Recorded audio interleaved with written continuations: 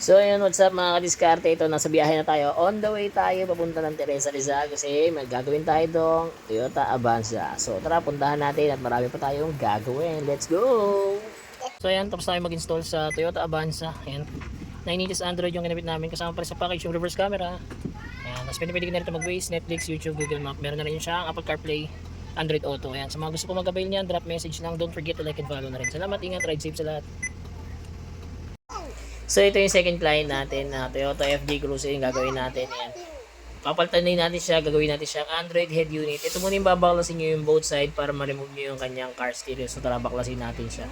So ito sa part na to, papakita ko sa inyo kung paano siya tanggalin yan. May dalawang tornilyo yan dun sa ilalim, both side niyan. Yan. Tatanggalin nyo yung dalawang trimmings niya, tapos ma-remove nyo itong kulay dilaw na yan yung gitna. Tapos may apat na screw yan, both side din, para ma-remove nyo yung kanyang car stereo. So ayan, ganun lang siya tanggalin.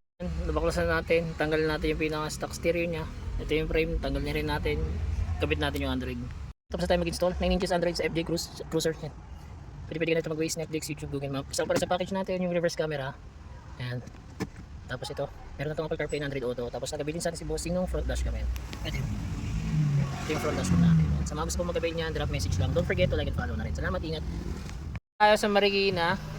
Kanina yung ginagawa natin, FJ Cruiser. Ito naman, Toyota Yaris.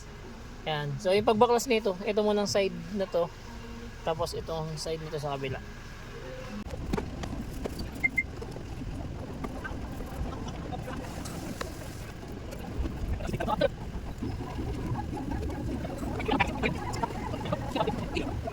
Mga kadiskarte, tapos na tayo mag-install. Pinalitan natin itong Toyota Yaris ng 7 inches panel frame yan. Kita nyo naman, pasok na pasok lang yung frame natin. Tapos kasama sa package natin yung reverse camera. Ayan. Tapos ito, pwede ka na rito mag-Waze, Netflix, YouTube, Google Map. Meron na rin yung Apple CarPlay and Android Auto. Sa mga gusto pong mag-avail niyan, drop message lang. Don't forget to like and follow na rin. Salamat, ingat, ride safe sa lahat. So ayun mga kadiskarte, uuwi tayo gabi na. Umaga tayo malis pero ngayon gabi na. Pero okay lang yan kahit nakakapagod. Paldo naman tayo ngayong araw. Tatlo nga pala yung ginawa natin. So tara, see you next vlog!